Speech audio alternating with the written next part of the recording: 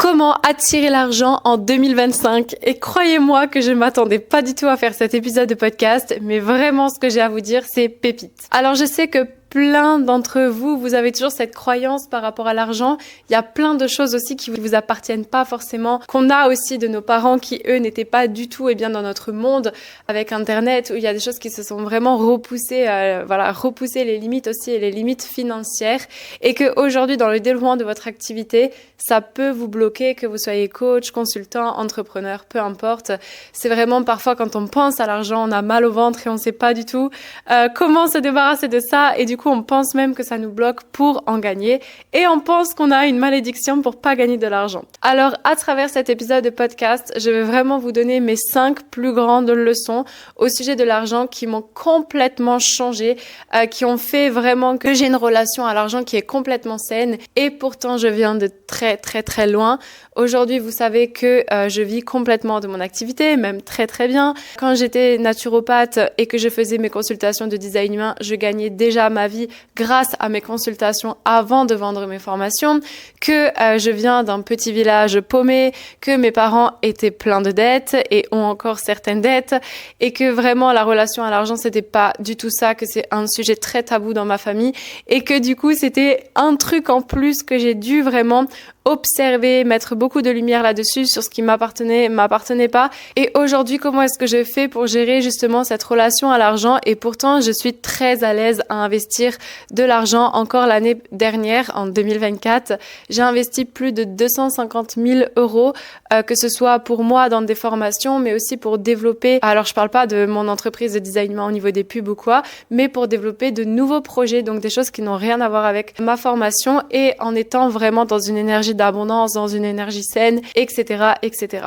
Alors, avant toute chose, si tu viens d'arriver par ici, je m'appelle Elisa, je suis formatrice en design humain. Et aujourd'hui, forcément, je vais vous parler un peu du design humain, mais tu trouveras une mine d'or d'informations sur ma chaîne à ce sujet, sur cet outil de connaissance de soi qui est juste extraordinaire. Et si tu es thérapeute et que tu souhaites intégrer le design humain dans tes accompagnements en 2025, parce que crois-moi, le human design peut vraiment, vraiment apporter quelque chose en plus à tes clients, je t'ai mis un atelier complètement gratuit dans la description. Et sans plus attendre, rentrons dans l'épisode, c'est parti. Alors, j'ai classé ça, entre guillemets, moins important au plus important. Mais aussi, sachez que ce que je vais vous dire dans ce podcast, c'est pratiquement complètement l'inverse que ce que vous voyez sur les réseaux sociaux, où ça va pas du tout dans la même vague, et du coup, peut-être que ça va vous demander beaucoup d'observations sur ce que je veux dire. Alors, le 5e point, c'est déjà de comprendre pourquoi est-ce que peut-être vos parents vous ont dit que les riches, ils devenaient radins, ou ils se côtoyaient plus. Par exemple, quand vous avez quelqu'un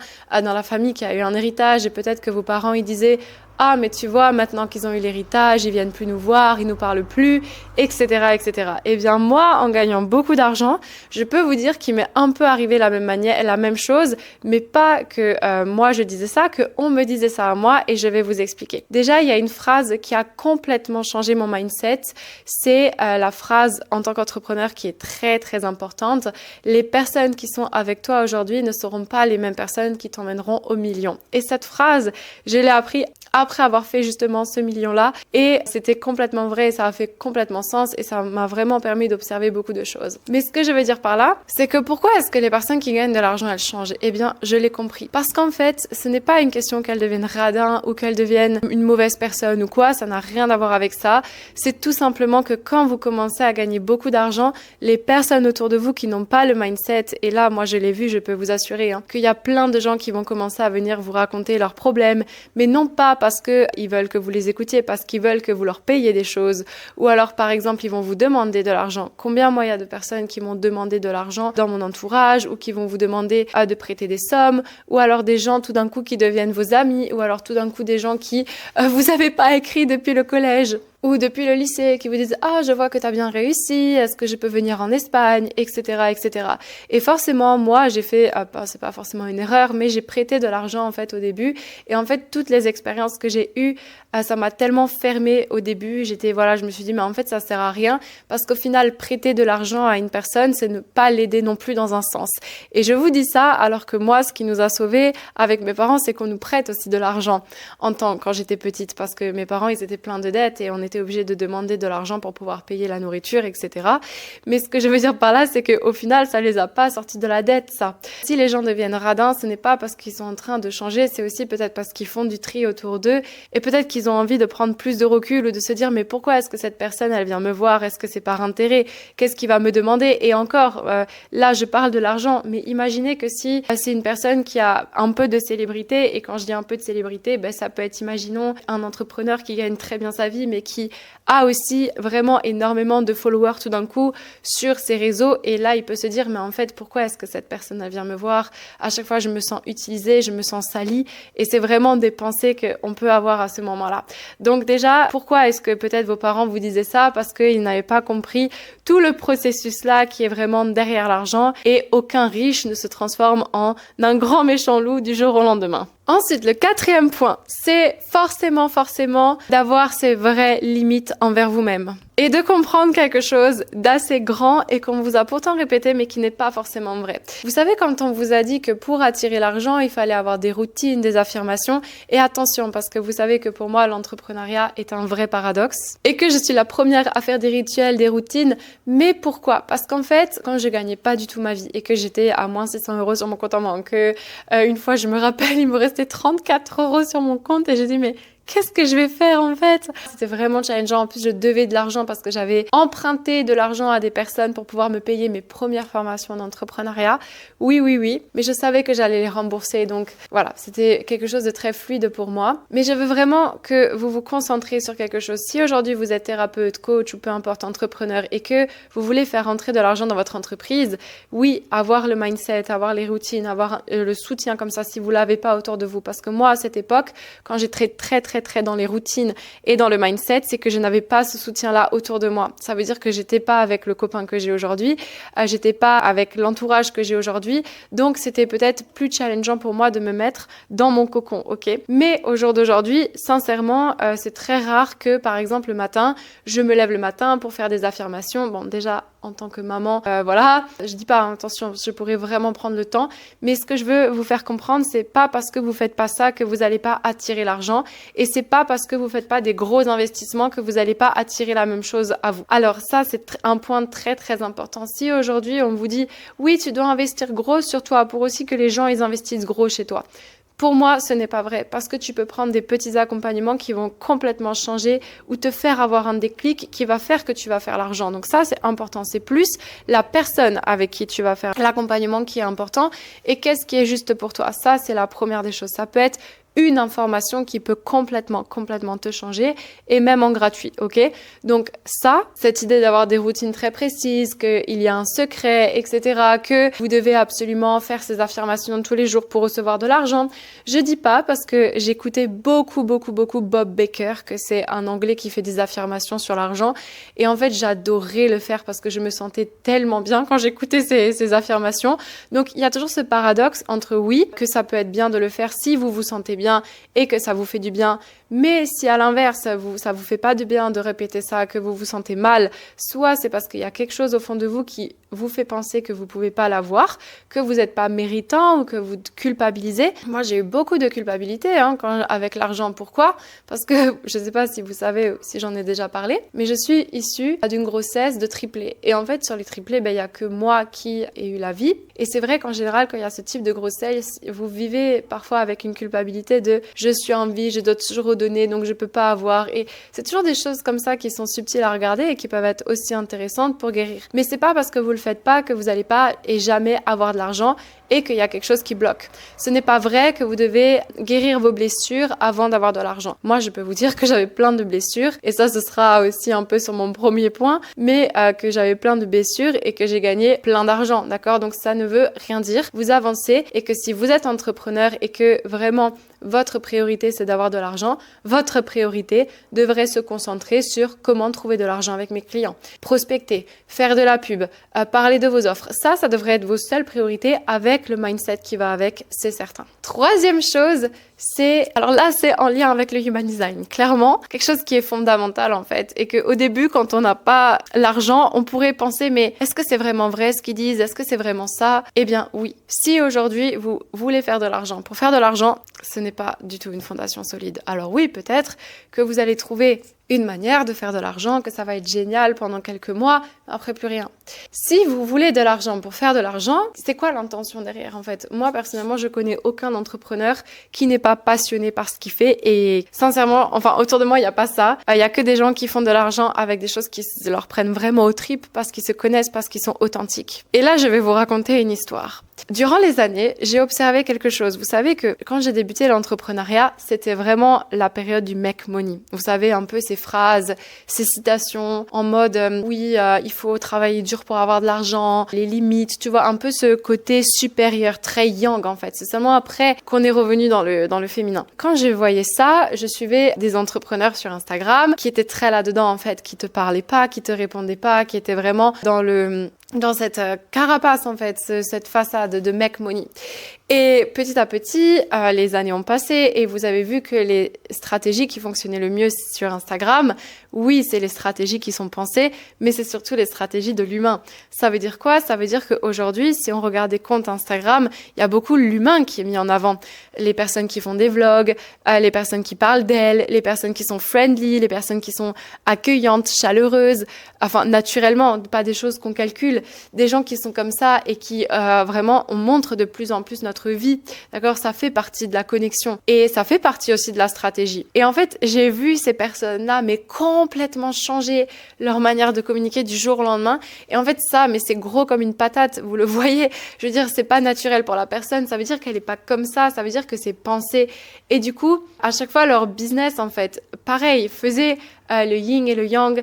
Soit c'était des gens qui arrivaient plus du tout à trouver de clients, soit c'est des gens qui commencer à penser pour devenir comme ça. Et ça, je l'ai vu. Donc, votre authenticité, qui vous êtes vraiment sans vous cacher ou sans essayer de prendre une posture de quelqu'un que vous n'êtes pas, c'est la meilleure des choses. Et c'est comme ça que vous n'aurez pas besoin de convaincre. Pourquoi? Parce qu'il y a beaucoup de femmes qui viennent me voir dans la formation et qui me disent « Mais moi, je veux pas convaincre les gens, en fait. J'ai pas envie de convaincre les gens à acheter mes services. Ça m'intéresse pas. » Mais quand vous êtes vous, que vous êtes proche de votre cible, que vous savez réellement ce que vous faites, pourquoi vous le faites, quel problème que vous êtes en train de résoudre. C'est ça l'entrepreneuriat.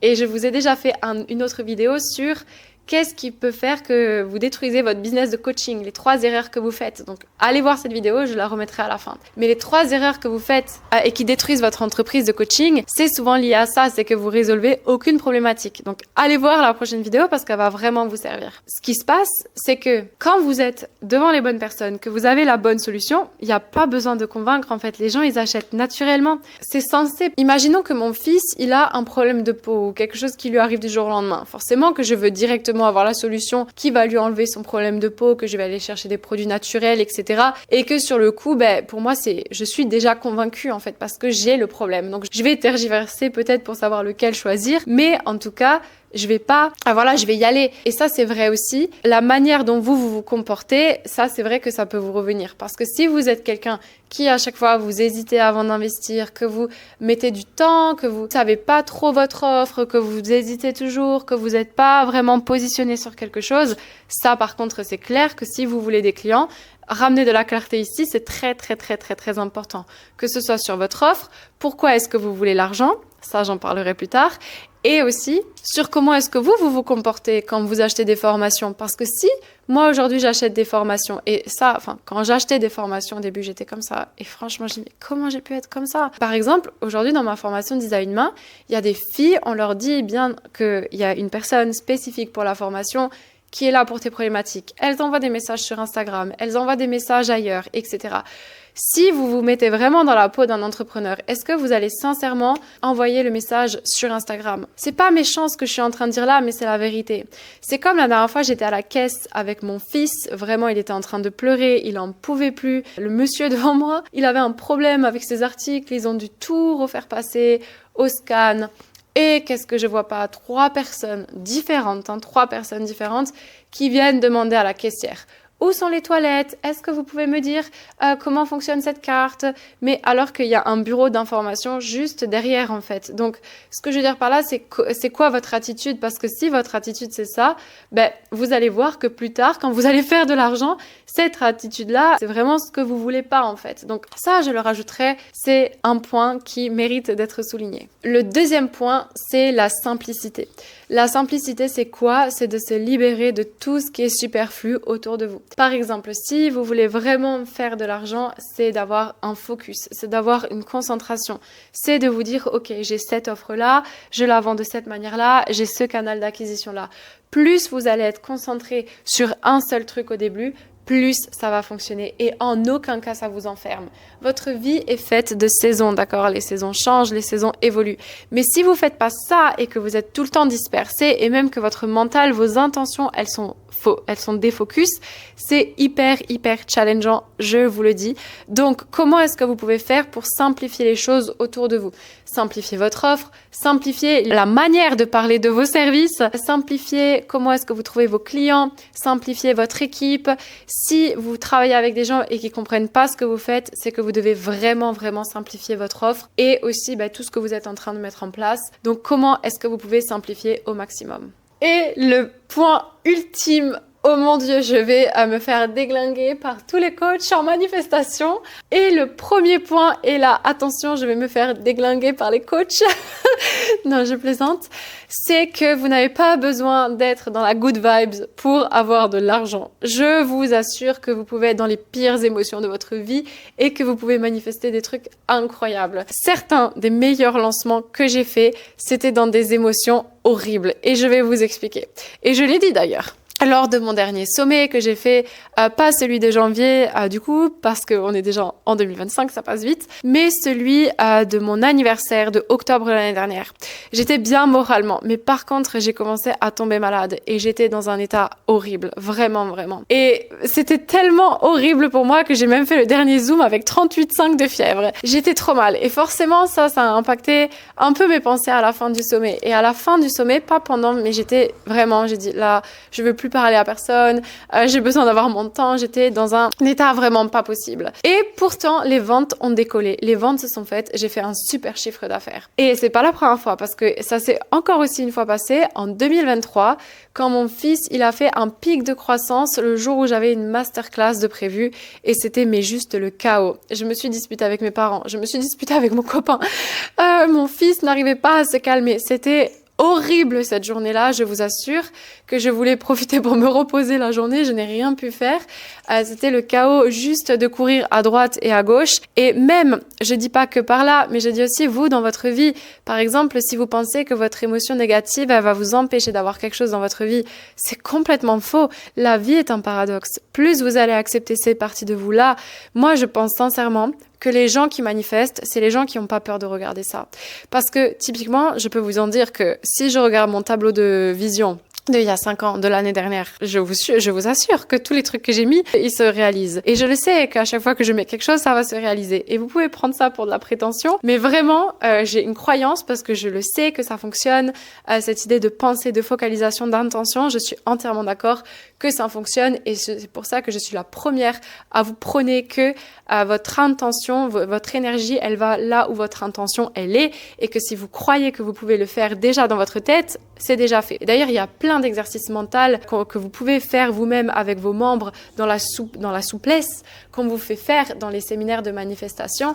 On vous dit de vous pencher et de toucher un membre et après, avant de le refaire, de vous visualiser, de faire une visualisation et de vous voir le toucher et vous allez encore plus bas quand vous refaites l'exercice. Et ça, c'est très puissant. C'est pour vous montrer l'intention et l'importance des pensées. Mais du coup, là où je veux en venir, c'est que les gens qui gagnent beaucoup d'argent, ils ont pas peur de se dire « et si je perds tout demain ?» Ils ont pas peur d'amplifier ça pendant quelques secondes et après de le laisser partir. Par exemple, quand moi j'ai très peur de quelque chose, quand j'investis beaucoup d'argent, imaginons que je me dis « j'ai une peur qui arrive » ou j'ai tout d'un coup une pensée qui me fait ressentir de la peur parce que c'est mes pensées, et bien là je prends le temps, je me dis « ok, vas-y ». augmente à fond ça, augmente à fond cette peur, augmente à fond cette sensation négative que tu as, ce qui se passe avec cette personne, ce qui se passe en ce moment, ce qui se passe, pourquoi ça avance pas, un truc sur lequel j'ai pas le contrôle. J'ai pas peur en fait, parce que même si oui, je peux avoir une pensée de peur sur le moment, les gens qui vraiment y font de l'argent, ils ont pas peur de penser à tout ça, ils ont pas peur d'être face à eux-mêmes, à leurs émotions, parce qu'ils savent aussi prendre du recul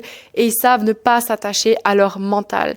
Ils ont une vision très claire de ce qu'est le cerveau et leur ressenti. Ils savent quand est-ce que c'est leur mental qui parle et quand est-ce que c'est leur ressenti avec leur corps. Et c'est là que le design humain, il est ultra puissant parce que vous savez avec votre corps ce qui est juste pour vous. Et on peut vous dire, oui, mais votre intuition, c'est nul, il faut suivre les chiffres. Je suis entièrement d'accord que les chiffres sont importants, mais votre intuitionnel, ce que vos corps, il vous dit, pas le mental, vraiment les choses qui sont là et que vous dites, je dois le faire, etc.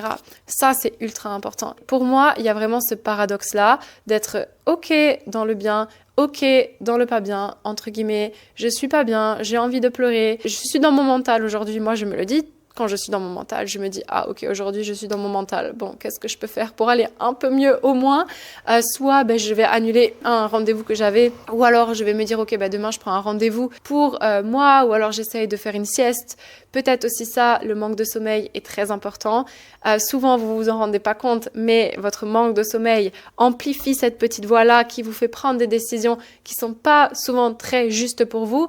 Et peu de personnes y pensent ça. On parle toujours de l'alimentation, de la manifestation des pensées, mais personne parle du sommeil. Alors que quand vous êtes fatigué, moi personnellement, je sais directement que quand j'ai pas bien dormi la nuit, il faut que je fasse une sieste parce que 1, je vais être dans le mental et 2, je sais comment je vais être avec mon fils, je vais être beaucoup moins patiente. Alors voilà pour ça, si je peux vous donner un exercice à la fin de cette vidéo, c'est que la chose qui m'a aidée, alors quand je parle de manifestation, c'est d'être ok avec tous ces paradoxes-là, mais s'il y a bien un exercice de manifestation qui a complètement changé ma vie au-delà du vision board, c'est le fait de savoir ce que j'allais exactement faire avec mon argent. La première fois que j'ai fait cet exercice, je voulais avoir 20 000 euros. Je me suis dit, là, il me faut 20 000 euros. Avec ces 20 000 euros, qu'est-ce que je vais faire centime près? Je m'étais remboursé la dette, 2 000 euros la formation, rembourser ça, payer ça, payer mon site internet, payer un stratégie de référencement, etc., etc. M'acheter des nouveaux habits parce que je m'étais rien acheté pendant 4 ans pratiquement. Je m'achetais plus rien. Je payais que des trucs pour mon entreprise. Voilà, c'était vraiment horrible. Donc, je voulais avoir des nouveaux habits. Je voulais me sentir bien dans mes habits. Je voulais m'acheter de la nourriture bonne, de la nourriture bio. Je voulais m'acheter un extracteur de jus. Et je savais exactement où est-ce que l'argent allait aller. Et ça, c'est un exercice très puissant parce que vous savez pourquoi vous le faites. Voilà pour cet épisode de podcast. Donc, je vous renvoie à cette vidéo-là sur les erreurs que vous faites dans votre entreprise de coaching qui fait que c'est vraiment ce qui peut faire. Et croyez-moi, quand je dis ce qui peut faire que vous devez retrouver un travail salarié, et il n'y a rien de mal là-dedans encore une fois, mais c'est pour ça, parce que vous n'appliquez pas ces 3 choses fondamentales qui peuvent vous faire vivre de votre activité. Alors, je vous laisse avec la vidéo. Pensez aussi à me faire vos retours en commentaire. Vous savez que je suis toujours heureuse de vous lire. J'étais tellement inspirée de vous faire ce podcast. Je vous souhaite encore une merveilleuse année 2025. Vraiment, vraiment, vraiment. Et pensez aussi à vous abonner.